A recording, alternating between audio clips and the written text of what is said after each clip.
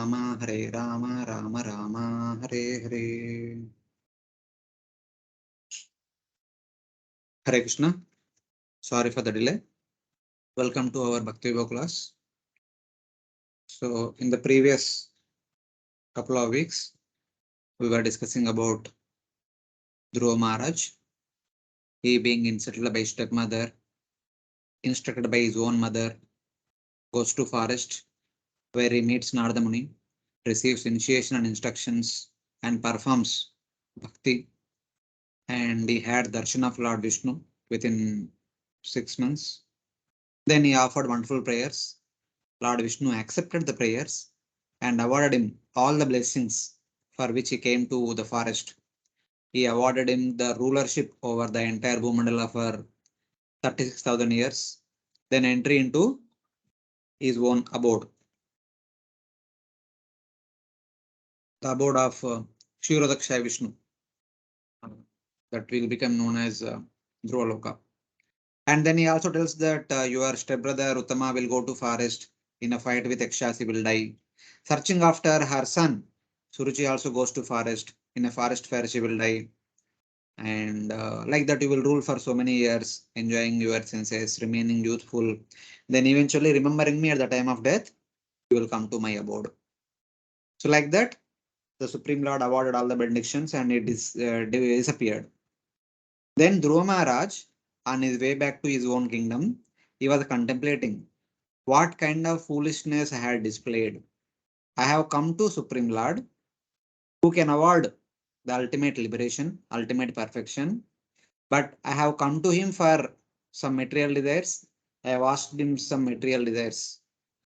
Though I have asked him prema for him, but did not tell clearly whether he is really awarding me prema or not. So like that, he is criticizing himself. Mayetat prartitam vyartam chikisteva gatayushi prasadya jagat atmanam tapasa dushprasadanam bhavachidam ayacheham bhavam bhagya vivarjita. I prayed for useless things, prartitam vyartam, which are like medicine given to a dead person. Shikshita iva gata ayushi. So the material benedictions are like applying medicine to a dead body. Because the person living in the material world according to Dhruva is like a dead person. And giving all the material benedictions are like administering different kinds of medicine for a dead person. There is not much use, like the Dhruva says. Having pleased the Lord with the soul of the entire universe, Jagad Atma, which is very difficult to whom it is very difficult to please by austerities, and who can destroy the material existence, Bhavachidam. I prayed for material enjoyment. Ayache aham bhavam. Though the Lord can destroy the material existence, but still I asked him some material benedictions only. I went to Supreme Lord and requested him for material bondage, since I was devoid of good fortune, Bhagya Vivarchita. So like this, Dhruva Maharaj was feeling unfortunate and feeling foolish himself. So like that, he kind of criticizing himself. So in this part, Prabhupada writes, sometimes it so happens that a devotee engaged in the loving service of the Lord desires some material benefit in exchange for this service. This is not the proper way to discharge devotional service. Out of ignorance, of course, sometimes a devotee does so, but Dhruva Maharaj regrets his personal behavior in this connection. So like that. So then, in the last verse, Dhruva Maharaj was kind of saying that Swarajyam echato maudyan mano me vikshito pata Ishwarat kshina punyena fali karan ivadana. He says that, alas, from the Lord who was willing to offer his own service, Swarajyam yachata.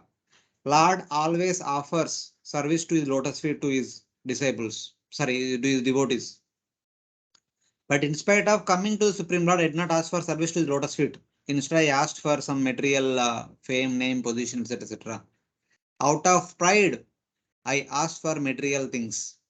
It is just like a poor man who, out of foolishness and lack of piety, asked the emperor for a few small grains, for a small grains of rice. So, like that. So, my condition is like approaching an emperor for a palmful of grains who can give his entire kingdom. So, like that. So, he says that the servant of a king has the pride that he always say that I am the king's servant. If I ask, the king give me anything he has at his disposal. The entire kingdom is at his disposal. If I ask, the king can give me everything that he possesses. But that is a real pride. But Dhruva said that what kind of pride I had in asking for some material benediction. See my foolish pride. Even though I approached the Supreme Lord doing like the king, but I asked him for a palmful of grains. So like that. So this is the height of foolishness. What unlimited mercy and generosity of the Lord. Dhruva then became completely paralyzed in astonishment for a moment. But even though I approached the Supreme Lord asking for a palmful of grains, but Lord is merciful. Even though I did not ask for prema, he indirectly indicated that he will award me prema, and he also awarded me entry into his own abode, maybe after a long time, after 36,000 years. But he indicated that. So like that, Dhruva Maharaj was feeling, in one sense, criticizing himself, laughing at his own foolishness, and he was also became grateful for whatever Lord did to him. So in that way. So in this part, Prabhupada talks about the complete dependence. Swarajya means complete dependence on the Supreme Lord. When a devotee becomes completely dependent on the Supreme Lord, the Lord awards everything he possesses onto the devotee. This is the mutual reciprocation between the devotee and the Supreme Lord. So Prabhupada talks about that complete dependence. The real independence of a living entity who is part and parcel of the Supreme Lord of Godhead, Supreme Personality of Godhead, is to remain always dependent on the Supreme Lord. Just like a child who plays in complete independence, guided by his parents, who watch over the child.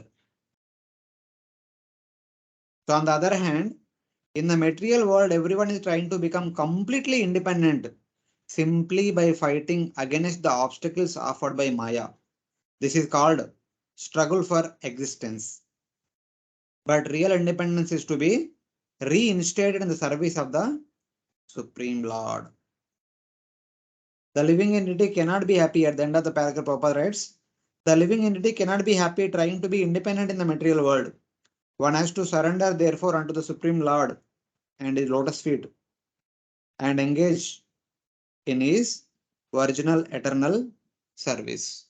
Jivera Swarupai Krishna Nitadas. Coming to that point will be the complete independence for a Jiva. In complete dependence on the Supreme Lord. So, like that, Dhruva Maharaj had indicated in his introspection. So, this is where we stopped last week, and we continue with verse number 36 onwards.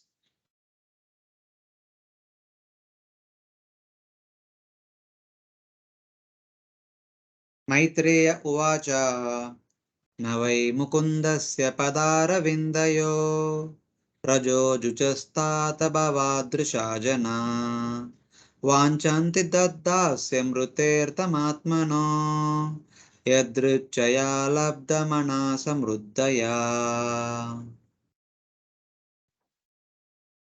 The great sage Maitreya continued, my dear Vidura, persons like you who are pure devotees of the lotus feet of Mukunda, the Supreme Personality of Godhead, who can offer liberation, and who are always attached to the honey of his lotus feet, are always satisfied in serving at the lotus feet of the Lord.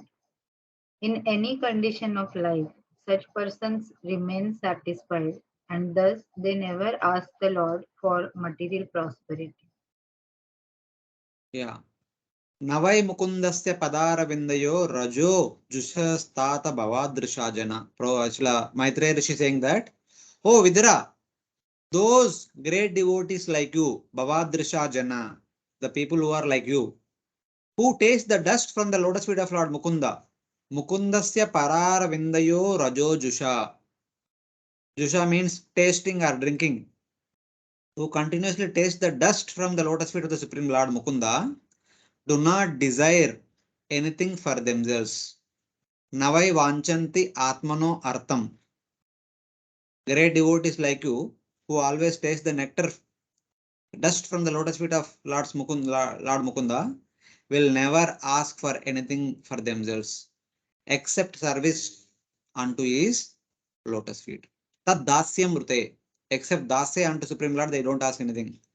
Their minds are completely satisfied, manas samruddhaya, with whatever objects comes to them by chance, edruchaya labda. Such kind of devotees are always happy, whatever comes as per the destiny. They do not want anything material. They only want service to the Lotus Feet of Supreme Lord. Tad dasyam rute. So like that Maitreya Muni is indicating. Yes, Prabhu. What do you mean by tasting the dust of the lotus feet? Tasting the meaning of tasting of the dust of the lotus feet means remain happy in the service of the Supreme Lord. It's like that. Dhruva was against the Kauravas time. But in the core of the heart is a great devotee. Who is Vidura? Vidura is Yamaraj. Yamaraj is also always a devotee. So, That is office work. Office में work है. Office में कितना समय रहता है? 8 घंटा. बाकी 16 घंटा. so what is in his heart, that is really. हाँ. Even if outside he is working for the. Everyone has to work. Every Grihastha has to work. That is the duty of the Grihastha. But in the core of the heart, one need to remember the Lord continuously. He was with the Kauravas, but he was not like Kauravas. He was always. What was the question, Prabhuji? What do you mean by tasting the dust from the lotus feet of Mukunda? Okay. So I was saying that we remain happy in the service of the Supreme Lord, in devotional service. He must be doing his service like puja and akshara and japa. Everything is happening at home. Why not? Mahabharata does not talk about all those things. But when he is working for the Guru. That is office hours. There it does not matter. Krishna does not see what they are doing. Not like that. See, Prabhuji, working for the Kurus means he is not supporting whatever nice thing they are doing. If you read Mahabharata, they are trying to do nice things. He is trying to counteract all those things. He is a minister. He is interested in maintaining the kingdom. So in the family, there could be some fights. But overall kingdom, how it is being maintained. He is a prime minister. Prime minister. He is looking into that matters. Maintenance of the entire kingdom. Making sure people are getting what they need, properly getting. So mostly Mahabharata means we see only the family conflict. But kingly responsibilities are not so much described. So you see that aspect of Vidura's activities. In the family conflict also, he was also always giving good counsel to Dhritarashtra only. He was never supporting Kaurava's activities. So that itself shows his heart, his devoted heart.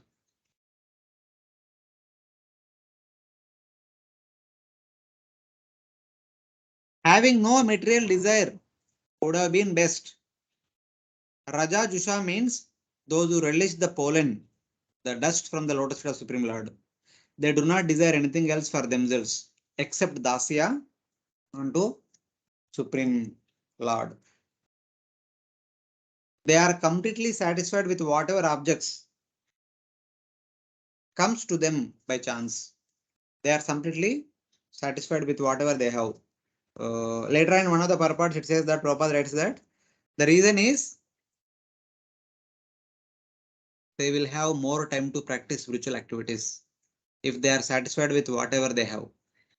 If there is no satisfaction, in order to get more and more things, they need to work hard, spend more time, more energy, and more other things. That will take away their valuable time of performing devotion service. Like that Prabhupada writes. Of course, in the same purport. So this is one interesting purport. I will read through the purport. Kindly see in your books. In the Bhagavad Gita, the Lord says that He is the supreme enjoyer, the supreme proprietor of everything and anything within this creation, and the supreme friend of everyone. Aham hi sarva jnanam bhokta cha prabhurevacha. When one knows these things perfectly, he is always satisfied. Itiyo mam vebijanati tatvenatas chavantate.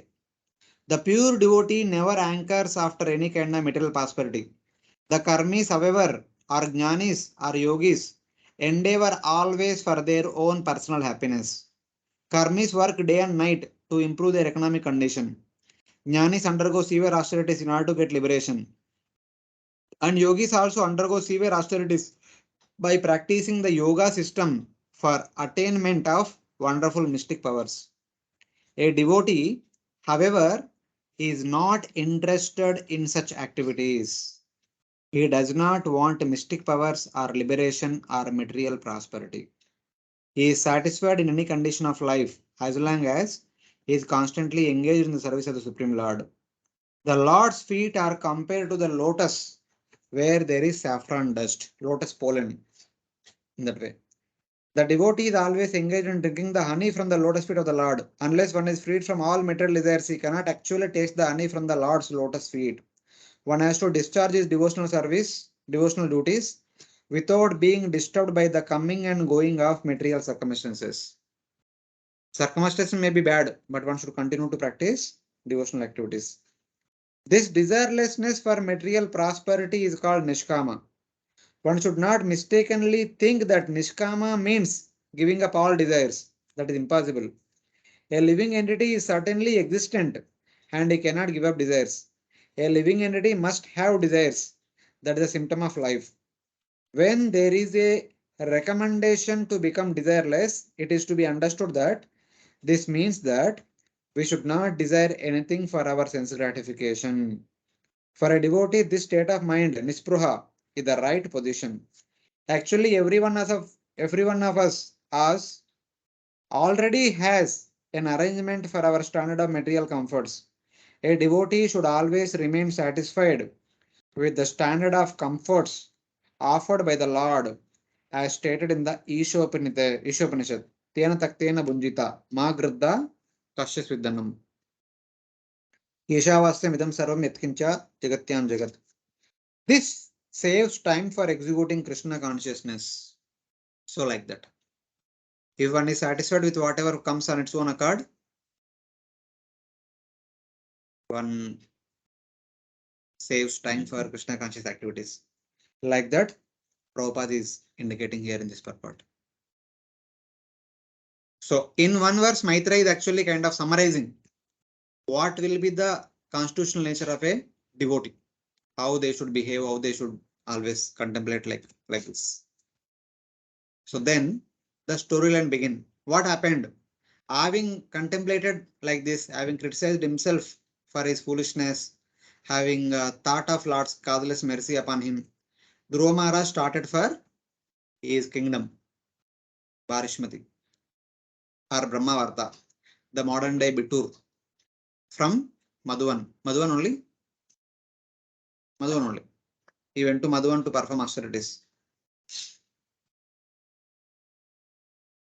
Akarnyatmajam ayantam samparetyayatagatam rajana shraddade badram abhadrasya kuto mama. When King Uttanapada heard that his son Dhruva was coming back home, as if coming back to life after death, he could not put his faith in the message, for he was doubtful of how it would happen. He considered himself the most wretched, and therefore he thought that it was not possible for him to attain such good fortune. Yeah. Akarnyatmajam ayantam samparetya itagatam. So when the king heard that his son was coming back, as Dhruva was returning, the spies informed king that, my dear king, your son is returning, as it was informed by Srila Narada Muni. So king is thinking that his son was coming back as if from death. He could not believe it. How can a rascal like me have such good fortune? Because the normal understanding is that if somebody goes to forest without proper protection, understand that he's gone forever. He will not come back again. That is the general understanding in those days. Because unlike today, nowadays, those days forests are very wide and big. So if one is gone into the deep into the forest, especially a small boy, like 5 years old boy, there are so many wild animals. What is the hope that will he come back again? Though Narada Muni gave the news that he will come back, he had full faith on Narada Muni, but still he was not hopeful that his son will come back. But when he heard the news that his son is coming back, he felt as if his life is coming back. And he was actually lamenting since that time when his son left palace, that I am such a sinful rascal that I did not care for a small child. He simply wanted to sit on my throne only, on my lap. So I don't deserve to live anymore. Like that, he was feeling bad. So now he is thinking that what a good fortune unto a sinful rascal like me also, that my son is coming back. So like that. Now Dhruva returning from Madhuvana and meeting his family members is described from 37 onwards. Shraddaya Vakyam Devarsher Harshavegena Darshita Varta Hartur Atiprito Haram Pradan Mahadanam. Although he could not believe the words of the messenger, he had full faith in the word of the great sage Narada. Thus he was greatly overwhelmed by the news, and he immediately offered the messenger a highly valuable necklace in great satisfaction.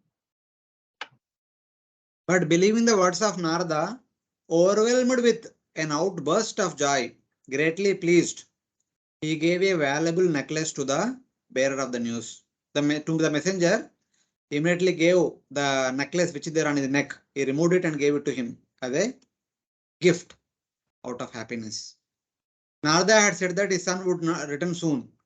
Narada informed he had faith on that, but he was still doubtful when he would come back, how he will come back. But now he heard the news of his son returning. He understood that the words of Narada Muni came true like that. Sadashvam Ratamaruhya Kartaswara Parikskritam Brahmanai Kula Vruddhaischa Paryasto Matya Bandhubhi Shankatundubhi Nadena Brahma Goshena Venubhi Nishakrama Puraturnam Atmajabhikshanostuka.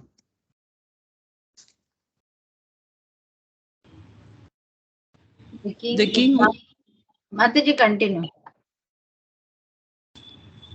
the king Uttanapada, being very eager to see the face of his lost son, mounted a chariot drawn by excellent horses and bedecked with golden filigree, taking with him many learned brahmanas of the elderly personalities of of his family, his officers, his ministers, and his immediate friends. He immediately left the city. As he proceeded in this parade, there were auspicious sounds of conch shells, kettle drums, flutes, and the chanting of Vedic mantras to indicate all good fortune. Yeah. Then eager to meet his son, the king immediately got up and came out to the palace, giving order, prepare my chariot. He came out, he, he came onto the chariot, which was decorated with all the golden ornaments, etc., and drawn by fine horses, surrounded by elderly members of the family, ministers and friends, being accompanied by all the sounds of conches, drums and flutes and chanting of the Vedic mantras. He started to come out of the city gates so that he can receive his son Dhruva. So this is the preparation with which Uttanapada coming out of the city. Paryasta means surrounded. So king started with elderly members, brahmanas, and all the instrument players and ministers and army. And the ladies from the inner chambers also started for receiving Dhruva. Who all came out? Suniti Surachischasya Mahishau Rukma Bhushite Aruya Sibikam Shraddham Sibikam Sardam Uttamena Bijagmatu.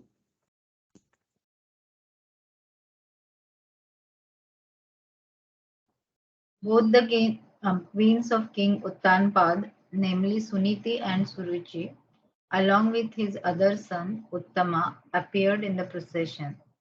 The queens were seated on a palanquin. So Suniti and Suruchi ornamenting with gold and nice clothes, etc.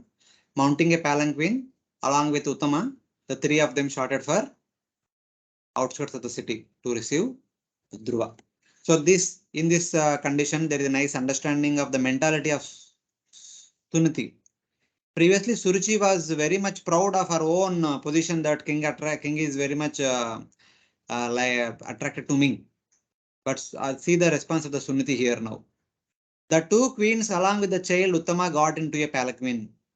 From the day that Dhruva left the palace, the king felt remorse and comforted by Narada. He showed favor to Dhruva's mother after that and did not show favor to Uttama's mother. Previous to that incident, he was showing favor to Uttama's mother, not Dhruva's mother. But after that incident, he started showing favor to Dhruva's mother, not to Uttama's mother. So Uttama was Suruchi was feeling neglected by the king. But Suniti, endowed with the best behavior, had Suruchi and her son ride in her palanquin. She did not leave them behind. Instead, she requested both of them to accompany along with her to receive Dhruva. So this is shown here. Prabhupada says that this is the devotional attitude of Suniti. Then tam दृष्टोपवानाभ्यास आयन्तं तरसारता अवरुह्य नृपस्तूर्णम् आसाद्य Prem विवला परिरेवे अङ्गजं दोर्भ्यां दीर्घोत्कण्ठामनाश्वसन् विवक्षेनाङ्घ्रि सम्प्रश्ना हस्ताशेषागबन्धनम्. Upon seeing Dhruva Maharaj approaching the neighboring small forest, King Uttanpad with great haste got down from his chariot. He had been very anxious for a long time to see his son Dhruva, and therefore with great love and affection he went forward to embrace his long lost boy. Breathing heavily, the king embraced him with both arms. But Dhruva Maharaj was not the same as before. He was completely sanctified by spiritual advancement due to having been touched by the lotus feet of the Supreme Personality of Godhead.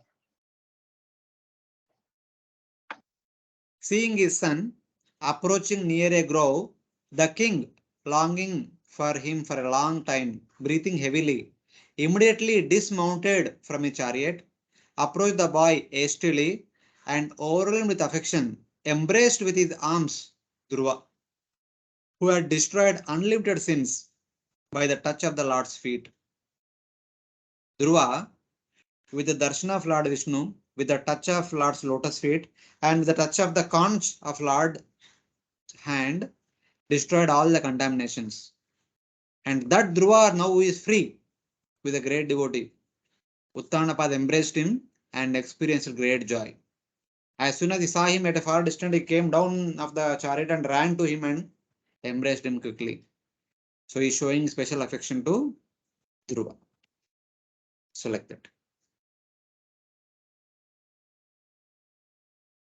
अताजिग्रन् मुहुर्मूर्ध्नि सीतैर्नयनवारिधि स्नापयाम् आसतनयम् जातोद्धामा Manoratha.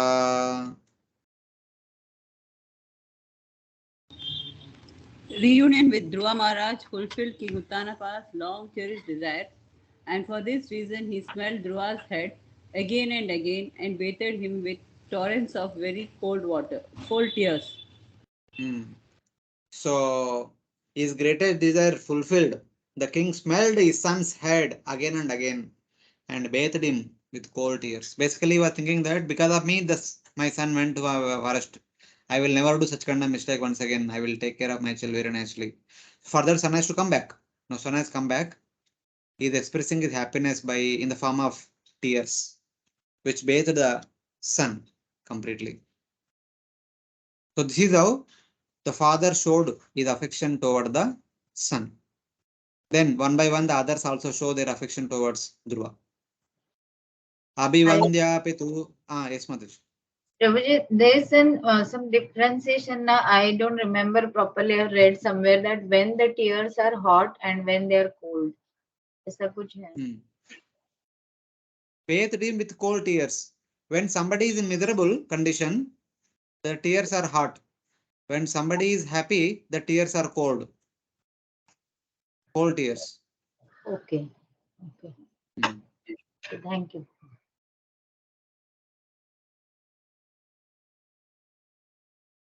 Abhivandya Pitu Padau Ashirбhis-cha-bhimantrita Nanamam Matarau Shirshna Satkrita Janagrani.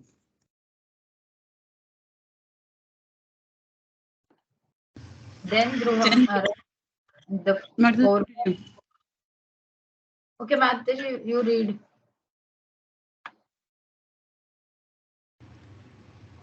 Then Dhruva Maharaj, the foremost of all nobles, first of all offered his obeisances at the feet of his father and was honored by his father with various questions. He then bowed his head at the feet of his two mothers.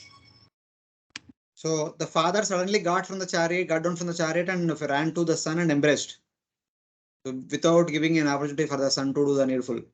Then after being embraced by father, the son fell flat and offered obeisance to his father and received blessings of mantras from father and for the elderly men and the brahmanas. Then he fell flat at the feet of his two mothers. First he bowed down to his father, then bowed down to all the elderly brahmanas, elderly men there surrounding the king. Then he looked at his two mothers standing at a distance. He went to them and offered obeisance to both the mothers. Somebody might question, why did Dhruva bow to Suruchi, who had given him such kind of suffering by criticizing him with sharp words? Because Dhruva was the foremost of good men. He is a great devotee. Now he is not seeing any ill feelings towards Suruchi. Dhruva is called as Sajjana Agrani. He is the best among the Sajjanas. So in the purport, Prabhupada writes one interesting understanding in relation to devotees. Devotees are supposed to be like this. It may be questioned why Dhruva Maharaj offered his respects not only to his mother but also to his stepmother, due to whose insult he had to leave home. The answer is that after achieving perfection by self-realization and seeing the Supreme Lord face to face, Dhruva Maharaj was completely freed from all contamination of material desire. Feelings of insult or honor in this material world are never perceived by a devotee. Samasukha Sukam Dhira Samalostrashma Kanchana. Tulya Ninda Tutir Mauni. So the devotee sees both Ninda and Stuti equally and remains grave. Lord Chaitanya therefore says that one has to be humbler than the grass, and he recommends more tolerant than the tree to execute devotional service. What is that? Trunadapi Sunichena, Taroriva Saishnuna, Amanina Manadena Kirtaniya Sadahari. Dhruva, therefore, as in this verse, been described as Sajjana Agrani, the foremost of noblemen, the pure devotee, the noblest of all, and he has no feelings of animosity towards anyone. Duality due to animosity is a criterion of this material world. Therefore, there is no such thing in the spiritual world, which is the absolute reality. Either in the spiritual world or in the case of devotees, such kind of discrimination is not there. That is what is expected from a devotee. So going forward, A little louder. going forward, he has a fight. Ah. What is that? Sorry? What is that then? What? He has a great fight with all these people who killed his We brother. will see that time. अभी fight नहीं ना. जब fight आएंगे अभी राजा तो fight करना पड़ेगा ना. They killed his father, so he was getting angry with them and they Killed his brother. Ah. Ah. So what is that? That is not enmity. It's not enmity. It is the responsibility of a king. A king is supposed to protect the citizens. Then what to speak of his own younger brother? Does he need to protect or not? I think that it is the kingly duty that he break the war. Ah, obviously. It was not for personal reason. Ah. Pandavas also fought for the kingdom only, not for personal reasons.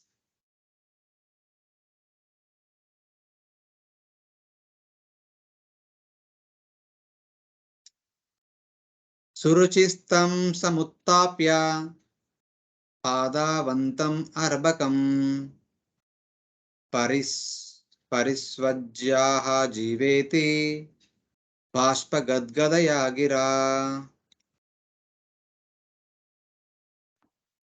Suruchi, the younger mother of Dhruva Maharaj, seeing that the innocent boy had fallen at her feet, immediately picked him up, embracing him with her hands, and with tears of feeling she blessed him with the words, "My dear boy, long may you live."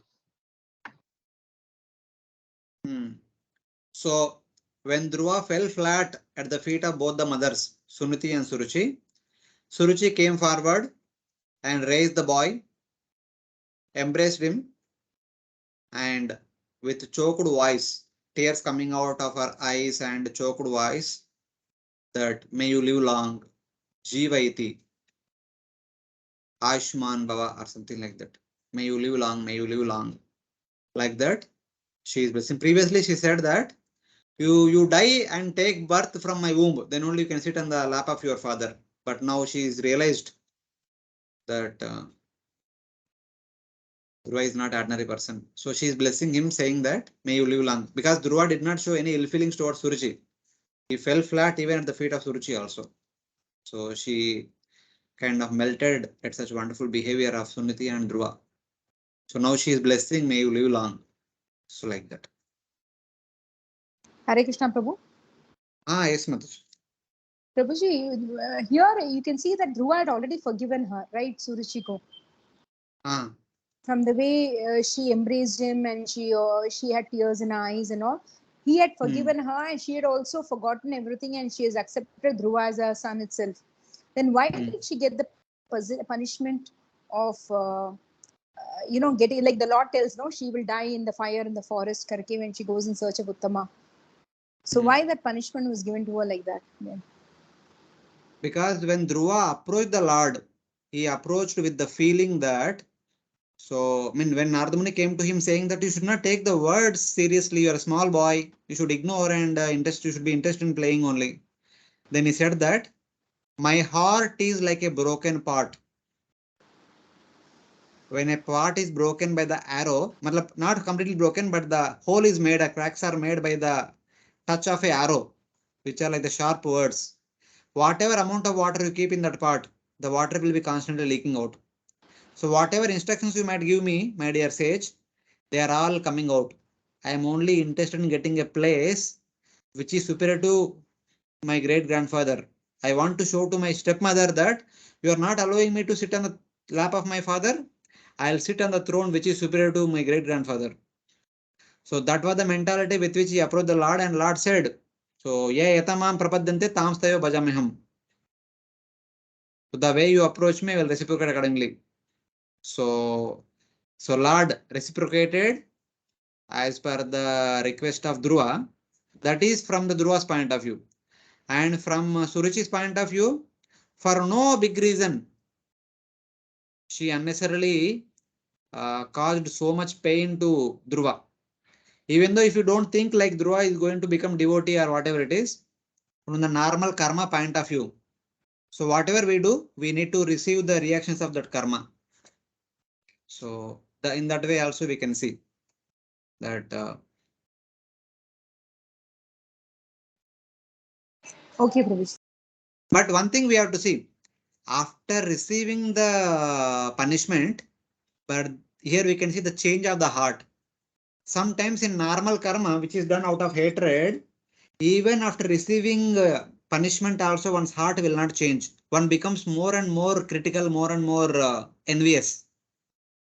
But here, since Dhruva forgot her is ill feelings towards the mother, so the mother also, she received punishment, but she did not harbor any ill feelings toward Dhruva afterwards. The change of heart is due to forgiveness. So this point we can add to it. Thank you, Prabhu. I don't know. Hare This is my Krishna. understanding. Hare Krishna.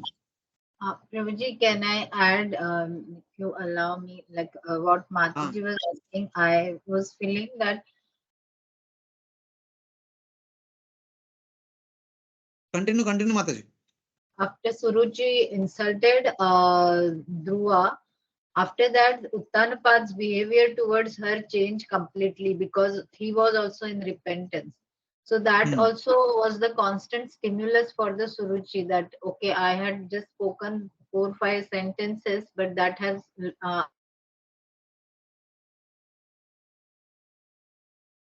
attraction towards me. So that was the constant factor. So because of that also she, and here we see, means I was also seeing that what blessing she has given Dhruva is Ayushman Bhava, like there no kind of repentance or we say apologies she's expressing towards Dhruva, whatever he had to undergo because of her behavior. So it is just that yes, she has come to a static, stable platform that where she can bless him the normal blessings how the elders give, but there is no apologies from her side. So we cannot say that she really has, that what Uttanapad had repentance, Suruchi is not having that kind of a repentance in her heart. So in that perspective also we can see whatever you also were saying, that the reaction of karmas come, and unless the heart is completely really purified. For Dhruva, yes, we can see that his heart is completely purified. So for him, there's no difference. He's at the level he has in his prayers and previous shlokas we saw that he's at that level where he's seeing every living personality as a part and parcel of the Lord, and every soul belongs to Lord. So for him, there's no question of having ill feeling for Suruchi. But for Suruchi, that purification of the heart has not occurred yet. It is just due to the circumstances she has changed a bit. That's what I was feeling like in my little understanding. But it is not clearly mentioned. I don't know, but we can understand. Okay, king is neglected her. That is one point. But Suniti did not neglect her. Previously, Suruchi neglected Suniti. But afterwards, Suniti never neglected Suruchi. The reason is she brought her all the way to the outskirts of the city in her same palanquin, in her own palanquin only, along with her son. So she did not look down towards Suruchi and her son. Though Suruchi did the same thing with Suniti and her son Dhruva. So all these things kind of we can see that There okay. is little confusion whether Suruchi along with Uttam brought Suniti in her own palanquin, or Suniti brought Suruchi and her son in her palanquin. Suniti brought Suruchi and her son in her palanquin. Okay. That is clearly mentioned. Okay. Suniti and Suruchi, the two queens, ornamented with gold, mounting a palanquin, one palanquin only, not two palanquins, along with Uttama, also went out.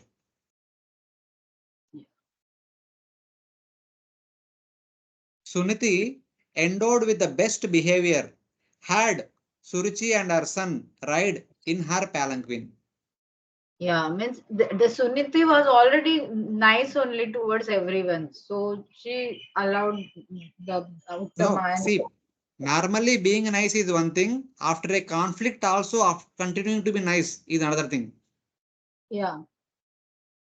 So after the conflict, also she remained nice to Suniti, Suruchi, and her son. So that kind of made realize how one should behave in the case of Suruchi. So now she is blessing Dhruva, may you live long, like that. Yeah. Okay, thank you. Yes, yasya prasanno Bhagavan guner maitri adibirhari tasmai namanti bhutani nimnam apayeva swayam. Unto one who has transcendental qualities due to friendly behavior with the Supreme Personality of Godhead, all living entities offer honor, just as water automatically flows down by nature. Yeah. So just as water always flows to the lower level, Nimnagam, all living beings naturally offer respect to that person with whom the Lord is pleased because of his qualities and friendliness. With whomsoever the Lord is pleased, every living entity will be pleased with that living entity. That is a normal understanding. So since Lord is pleased with Dhruva and everyone will be pleased with Dhruva, then what to speak of Suruchi? Suruchi also will be pleased with Dhruva. In that way, the positive connotation is indicated here. It was not impossible that Suruchi could respect Dhruva because he already pleased the Lord. So everyone will be affectionate to that great person, obviously. So Prabhupada writes in the purport, same thing. There can be a question. How could Suruchi, who was very much harboring ill feelings toward Dhruva previously, now blessing him like long, may you have long life? So the answer is given in this verse. Since Dhruva Maharaj was blessed by the Lord due to his transcendental qualities, everyone was bound to offer him all respects and benediction, just as water by its nature flows downward. A devotee of the Lord does not demand respect from anyone, but wherever he goes, he is honored by everyone throughout the whole world with all respects. The devotee is Amanena, but the rest of the world will offer respects to the devotee. So it is like that.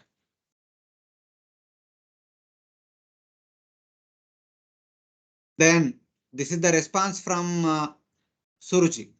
Then how did Uttama respond? Uttamascha Dhruvascho bhav Annonyam prema vivalau Angasangad Utpulakau Asraugam Muruhato. The two The two brothers. Okay, read Prabhuji. The two brothers Uttama and Dhruva Maharaj also exchanged their tears. They were overwhelmed by the ecstasy of love and affection, and when they embraced one another, the hair on their bodies stood up.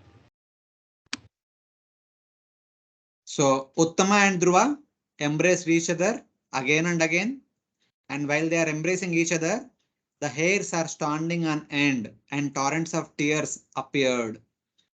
Of course, Dhruva is filled with the bliss of the Lord. By embracing Dhruva, Uttama also got some kind of blissful experience. That bliss abhasa, something like that. So he also experienced that happiness. So after paying respects to everyone, first to the father, then to the ministers, elderly brahmanas, elderly men, then to Suruchi, then to his brother Uttama. Finally, Dhruva comes to Suniti, his own mother, who was his Patapratyaksha Guru. Sunitir asya janani pranebhyopi priyam sutam upaguya jahav adim tadanga sparsha nivrata. Suniti, the real mother of Dhruva Maharaj, embraced the tender body of her son, who was dearer to her than her own life, and thus forgot all material grief, for she was very pleased. So, embracing Dhruva, who was dearer to her than her very life heirs, Suniti, Dhruva's mother, gave up her grief and was satisfied by touching the body of Dhruva. Because she was not sure that when Dhruva is going to come back, how he is going to come back, will he come back? Though Nardamni mentioned he will come back, but still she was always concerned about the safety and well-being of her son. Unless until she saw the son, she, after embracing him, everything is proper or not, she did not become normal. So this is the motherly affection for Dhruva. Dhruva met his mother last after she had recovered from fainting. She was in a fainting condition all these days because she could not see her son, could not hear anything about her son. So now, after long time, when she saw her son, she felt as if her life came to existence. Payastanabhyam sushrava netrajai shalilai shivai tadabi sicha manabhyam veera veera suvomuho. My dear Vidura, Suniti was the mother of a great hero. Her tears, together with the milk flowing from her breast, wet the whole body of Dhruva Maharaj. This was a great auspicious sign.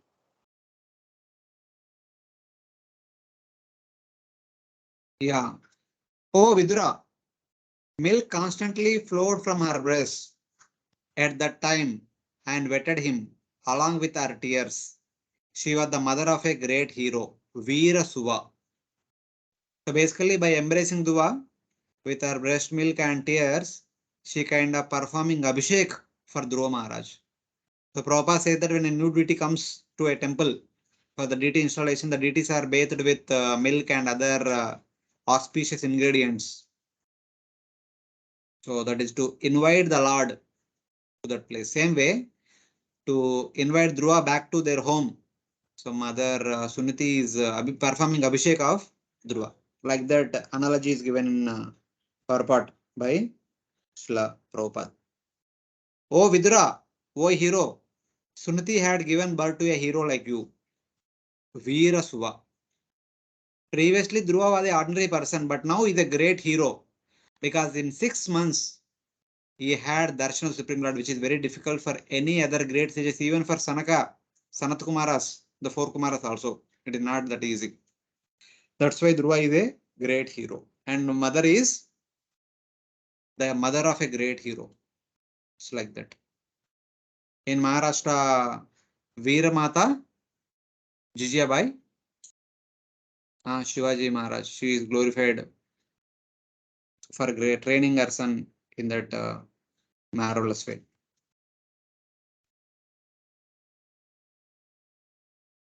Tam sashamshur janaragnim dishtate putra artiha pratilabdaschiram nashto rakshita mandalambuva. The residents of the palace praise the queen, dear queen, where your beloved son was lost a long time ago, and it is your great fortune that he now has come back. It appears, therefore, that your son will be able to protect you for a very long time and will put an end to all your material pangs. So now the citizens of the entire country, they are glorifying Suniti for her wonderful training. The public praise the queen. By good fortune, your son, the destroyer of suffering, has returned after being lost a long time. He will protect the whole earth. Rakshita Mandalam Bhuva. He will be protecting the entire Bhumandala. He will be king of the entire Bhumandala. He will protect everyone because he himself is protected by the Supreme Lord personally. So we are assured that he will protect all of us without any doubt. So this is all by your wonderful training. Like that, they are glorifying Suniti. And they continue the same glorification.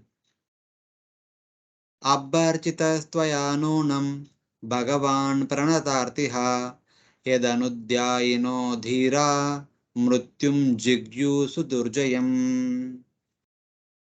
Dear Queen, you must have worshipped the Supreme Personality of Godhead who delivers his devotees from the greatest danger.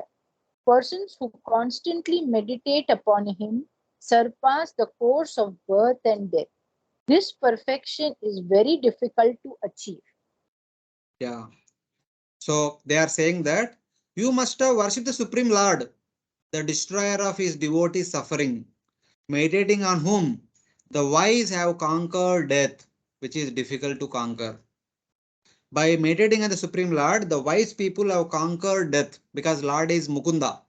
He awards Mukti. By getting Mukti, no one will take birth and dies in this material world. So when your son has gone to forest, you must have been worshipping the Supreme Lord with full concentration. That's how your son was protected from death from the wild animals in the forest. By your wonderful devotional service toward the Supreme Lord, your son is protected and achieved the darshan of the Supreme Lord and he returned safely. So like that, they are glorifying Suniti for her devotion toward the Supreme Lord. By worshipping the Lord, you have conquered the death of your son. It is by your worship only your son is saved. This mentality we can also see in 10th canto, Vrindavan Leela. The Vrajavasis, they say that whenever Krishna is saved from a demon, in the sense, after a small fight, the citizens, the Vrajavasis would always say that, my dear King Nanda, my dear Yashoda, because of your wonderful worship of Lord Narayana, your wonderful devotion, the small child, Krishna and Balram and all the other boys were saved. Or sometimes Nanda and Yashoda only say that because of our worship, somehow or other, these boys were saved. The Krishna was saved from Yamalarjuna trees, from Putana, from Tunavarta, like that. They would always, either citizens would say, or they themselves would say, because of their devotion toward the Supreme Lord, the child was saved without being hurt by anything, especially that cart demon, the cart fell upon ground. Shakatasura, they were very much afraid. So like that every instant, they always used to pray like that. So that is the normal feelings of devotees.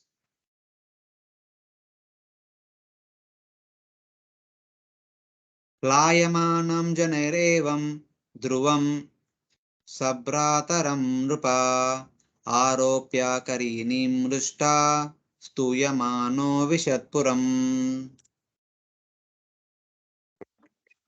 The sage Maitreya continued, My dear Vidura, when everyone was thus praising Dhruva Maharaj, the king was very happy, and he had Dhruva and his brother seated on the back of a she-elephant. Thus he returned to his capital, where he was praised by all classes of men.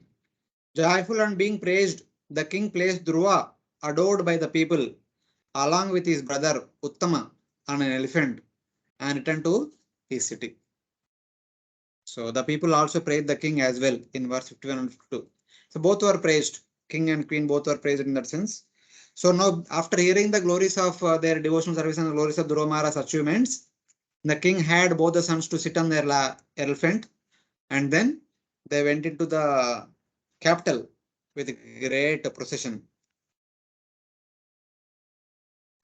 So on their way, so by the time all this meeting is happening, in the backgrounds, the entire city was nicely decorated in order to welcome Dhruva.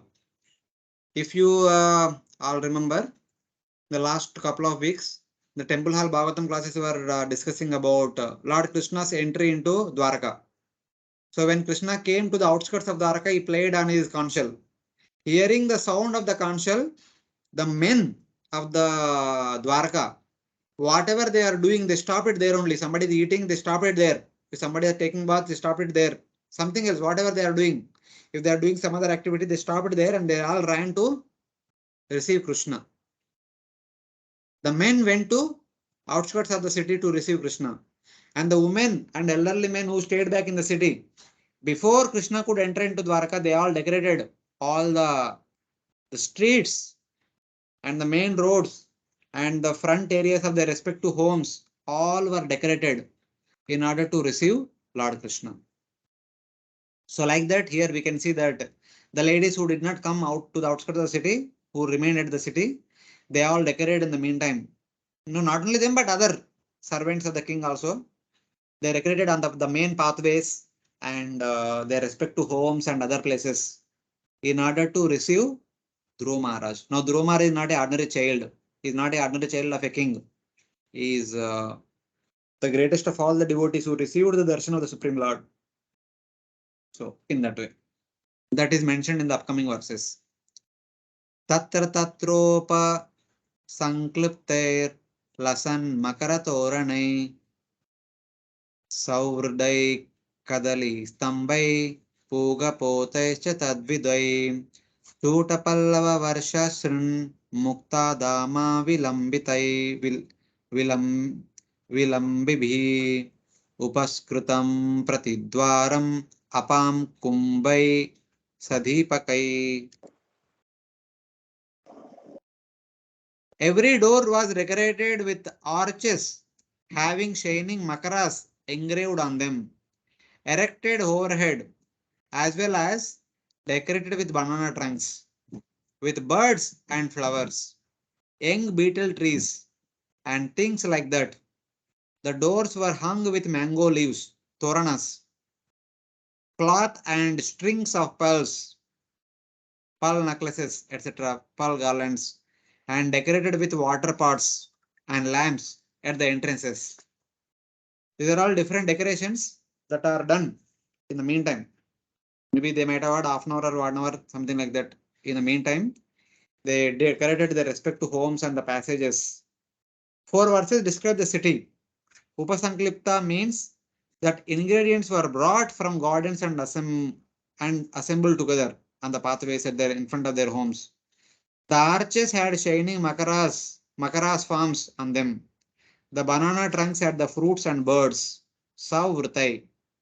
The banana trunks are not like just ordinary trunk. The trunk will have some leaves, some bananas. It's like that. All those things are there. Even today also, nowadays also for festival, there will be nice decorations at the entrances, etc. So it is all coming from the past. So festival. Yeah. Prakarai gropiragrai Sata Kumbha Parichadai Sarvato Lankrutam Srimad Vimana Shikaradyubi. Read the translation. In the capital city, there were many palaces, city gates, and surrounding walls, which were already very, very beautiful. On this occasion, all of them were decorated with golden ornaments. The domes of the city palaces glittered, as did the domes of the beautiful airplanes which hovered around over the city. Everywhere the city was ornamented with walls, gates, and houses covered in gold, shining with beautiful domes and spires. So, like that, the wonderful decoration of the entire city has been indicated. Gopura means city gates, Agara means houses. They shone brightly because of the domes and spires. Vimana Shikara. All the houses and other things are all shining very brightly because every house and every building in that city, they have domes and shikaras made of gold or gold plated at least.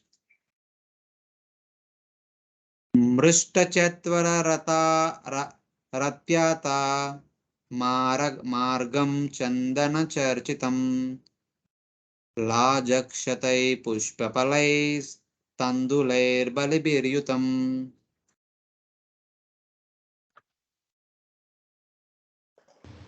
All the Continue, Mataji.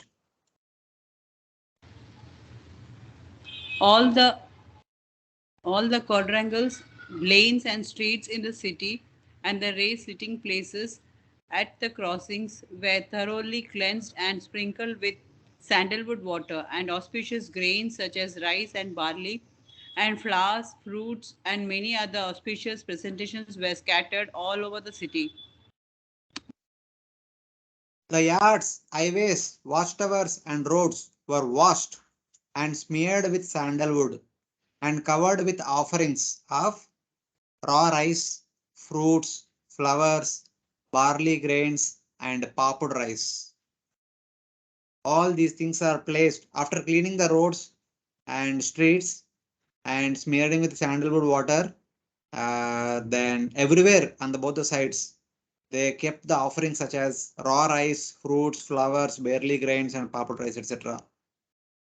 So in that way. Dhruvaya pati drishtaya tatra tatra purasriya siddhartaksha dadi ambu dhurva pushpafalani cha upajahrur prayunjana वात्सल्याद् आशिषासति शृण्वन्तद्वल्गुगीतानि प्राविशद् भवनं पितु. As Dhruva was passing by, That well, one second. As Dhruva was passing by on the pathway, the ladies, they are all standing at the entrance of their house. They cannot come to the roads. They were standing at their respective homes only, because since Dhruva is seated on the elephant, he is like much height. He can be seen by anyone. So everyone were looking at him. While looking at him, they scattered white mustard seed, barley seeds, yogurt, water, durva grass, flowers, and fruits. They are throwing at him like throwing akshatas, and also they uttered a lot of blessings out of affection for him, out of motherly affection for Dhruva. Previously seeing Dhruva as like a spirit prince only, but now seeing Dhruva means a small boy had darshan of the Supreme Lord, perfected his life. It is like a sight of astonishment. So like that. Hearing the attractive singing and attractive blessings of all the city ladies, Dhruva then entered into the palace of his father. So that's how Dhruva came to the palace.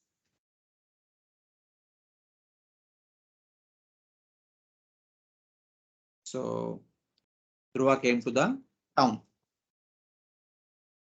Mahamani Vrata Mahesa Tasmin Bhava Bhavanottame Lalito Nitaram Pitra Nyavasad Divi Devavat.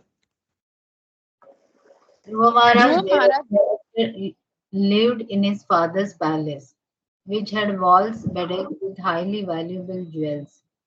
His affectionate father took particular care of him, and he dwelt in that house just as the demigods live in their palaces in the higher planetary system. Yeah. So now the description of the palace comes in the remaining verses. So what kind of opulence are there in the palace of Uttanapada? Dhruva lived like a devata in the heavens, pampered constantly by his father in the best of house, covered with valuable jewels. So from now on, the Dhruva is very much pampered by his father. He lived like a devata without any trouble. Bhayapena nibasaya danta rukma parichada asanani maharyani yatra rukma upaskara. There were emerald staircases which led to the lake full of variously colored lotus flowers and lilies, and swans, karandavas, chakravas, cranes, and similar other valuable birds were visible in those lakes.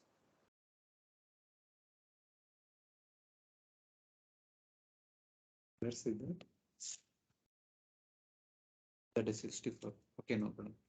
In that house, in the palace of Uttanapada, there were ivory beds, white like the foam of milk, covered with gold, as well as valuable chairs and golden furniture. Rukma Upaskara. All the furniture is made of gold, and the beds are made up of ivory, white like the foam of milk, covered with bordered by the gold. So it's like that. Yatra spatika kudyeshu महामारकटेषु च मणिप्रदीपा आभाति आभन्ति ललना रत्न संयुता. The The palace. palace. Yeah, please go ahead, madam. The palace of the king was surrounded by walls made of marble with many engravings made of valuable jewels like sapphires, which depicted beautiful women with shining jewel lamps in their hands. There were jewel lamps embellished with figures of women made of jewels, shining on crystal and emerald walls. The description about the tables, chairs, beds, walls, gopuras, canopies, and everything is made up of coral, jewels, pearls, gold, ivory, etc. etc. All these things are there. So in the purport, Prabhupada writes that the prosperity in the past means they are having all these things. The wonderful jewels, pearls, ivory, coral, and gold, etc. etc. Not having lot of money and bank balance and big numbers. So it's like that. उद्यानानि च रम्यानि विचित्रैर अमरद्रुमैर कूजत विहंगा मिथुनैर गायन मत्त मधुव्रतै.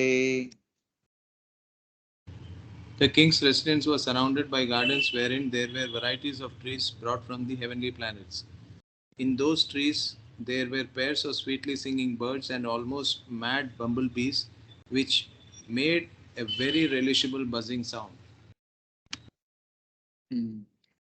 And in between the palace, there are water ponds, etc. That is being described here. There were pleasant gardens with colorful heavenly trees filled with singing couples of birds and buzzing intoxicated bees.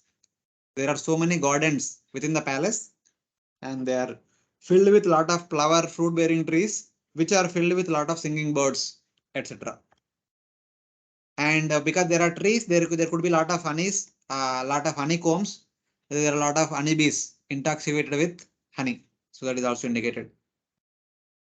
Vyapyo vaidurya sopana padmotpalakumudvati hamsa karandava kuler jushatas chakrava sarasai.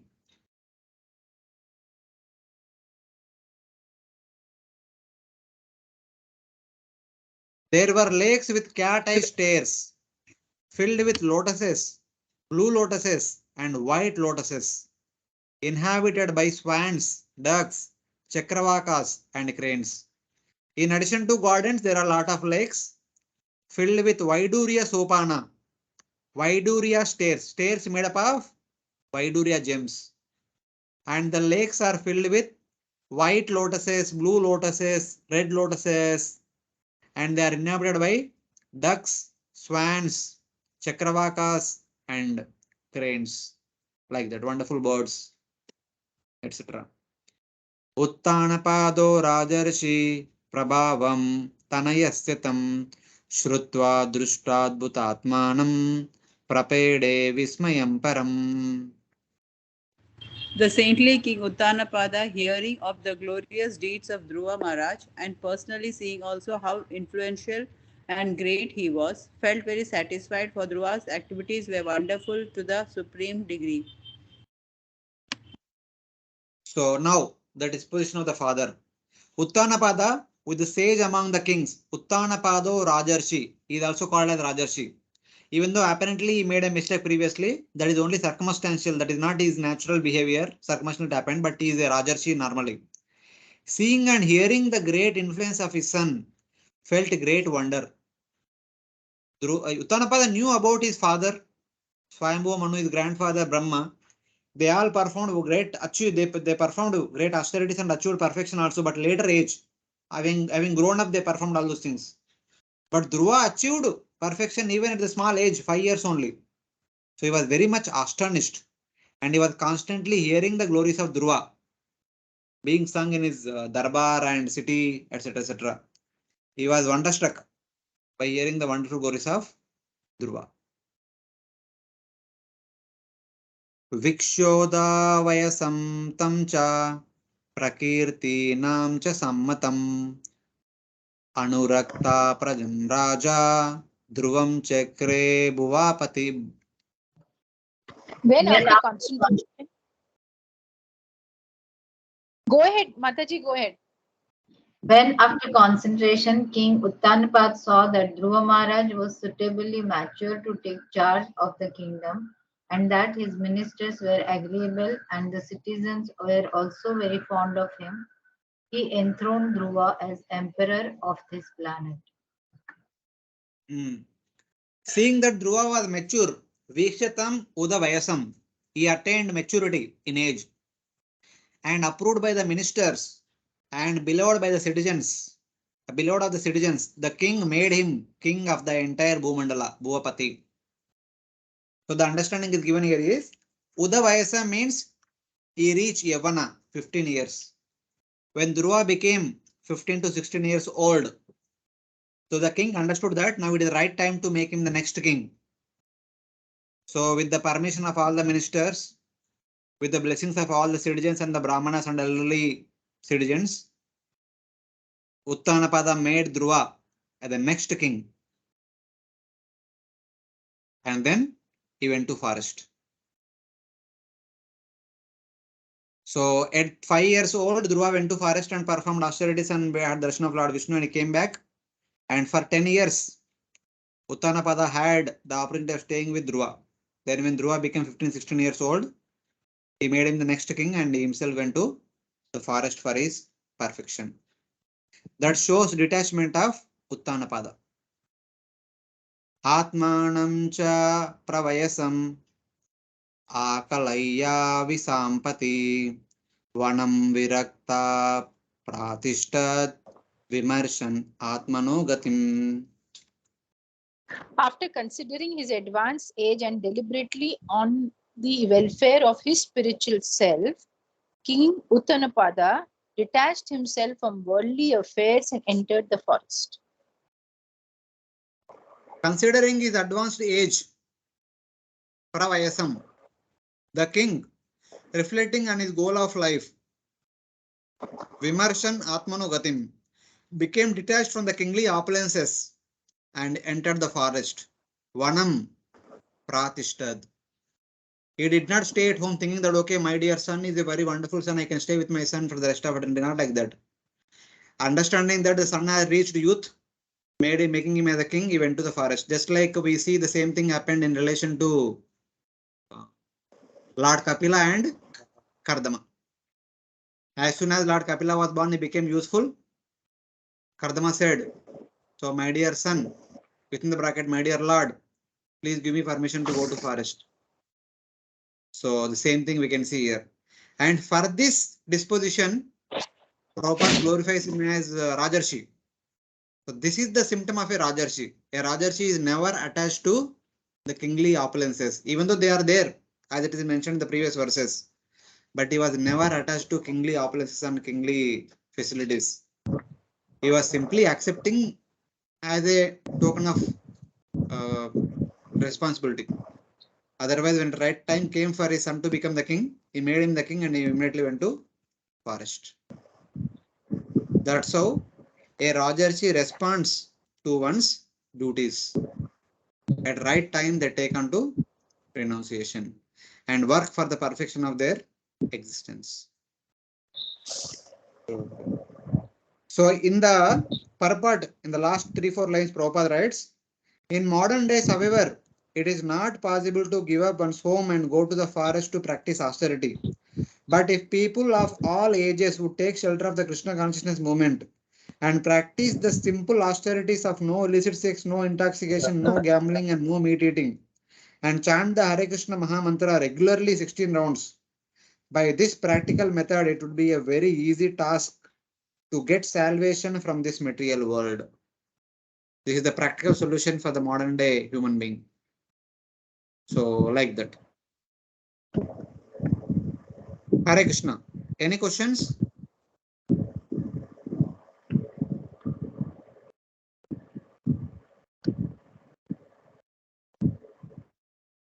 Hare Krishna, devotees, any question?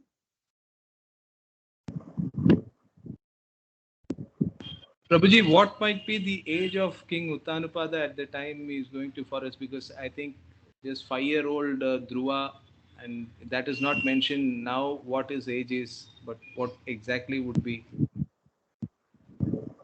No idea, Prabhuji. See, he also had gone to Gurukul, he studied nicely, came back, he became the king, he married. After marriage, after how many years he begot son, we don't know.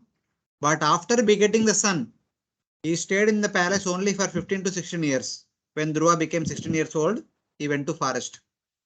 So after the marriage and before begetting son, how many years were there, we don't know. Okay. That information we don't have. Correct. Correct. He must have ruled for sufficient amount of time, not that he did not rule only. Unlike in our modern day understanding, as soon as the marriage happens, within couple of years there will be child. But that may not be the case always. So sometimes after the marriage they live a life of simplicity for many years, then they will have children. So that could be the case. Yes, Lord. Any questions from any other devotees?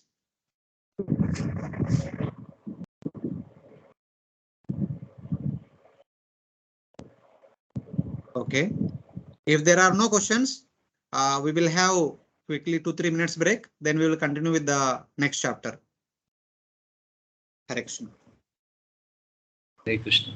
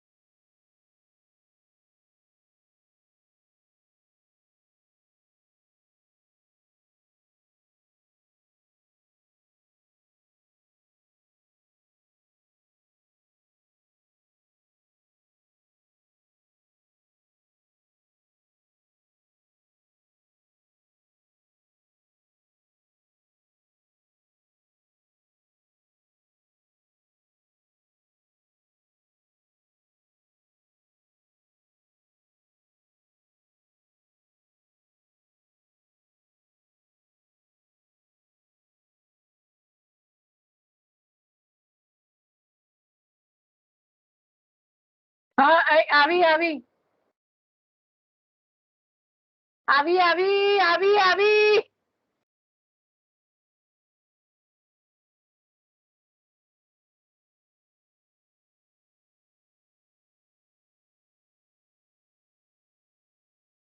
એક 2 minute ઊભી રહે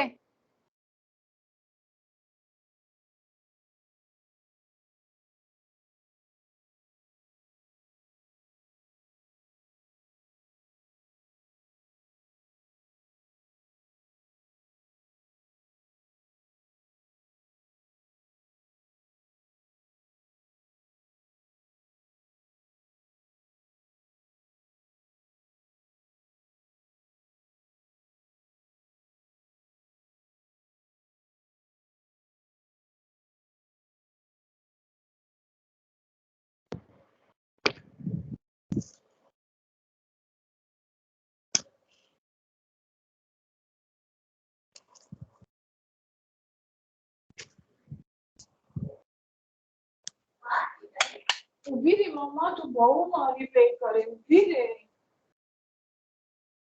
હા શું અચ્છા તને બહારથી અરે અમારે નહીં ના મને મને એમ થયું કે તું કિચનમાં બોલાવે છે તને અહીંયા જોઈ તો મને નહીં ખબર તમને બ્રેક આપ્યું છે સર પકડું હા એટલે મને ફિકર લાગે તું ઊભી રે મારી જાતે થવા દે એવું બધું છોડી દે મામા ના કોવર પડી જવાય ને નહીં એટલે પડી તને જવાય બોલા નથી પડી જવાય દર વખતે કે લઈને આવું છું આજે ભૂલી ગઈ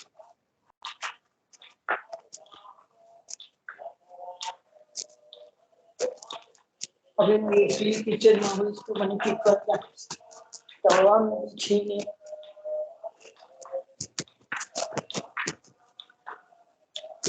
મમ્મી મારો ક્લાસ હોય ને ત્યારે રસોઈ બસોઈ છોડ એટલું મારું જરા બી સંભળાતું નથી વાંચાતું નથી અને પછી સાંભળું તો તું પૂછ્યા કરે તો મારાથી તો કઈ ક્લાસ તો મારો જતો જ રહે તને બોલાવી નથી અત્યાર સુધી બોલાવી નથી વાત એ છે. અત્યારે નથી વાત કરતી મમ્મી પહેલા હું અહીંયા કિચનમાં કરતી ને માલિશ બી કરતી હતી ને તો એટલો આખો મારો ક્લાસ જાય મારાથી સંભળાય હતી મને સમજ જ નહીં પડે શું થાય છે તું સમજ વાતને ગુસ્સો નહીં કર મામા કઈ સમજ વાતને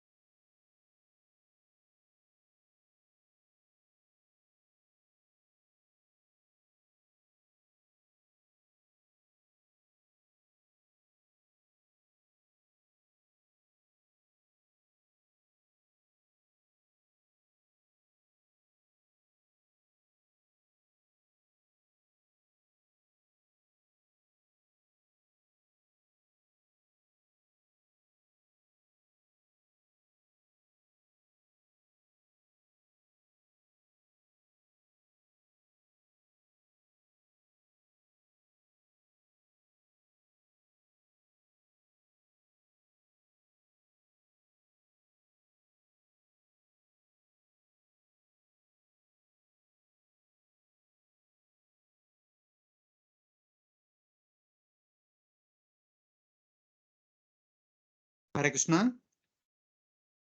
Hare Krishna. Devotees are there? Hare Krishna, Prabhuji. Hare Krishna, yes, Prabhuji. Yes, Prabhuji.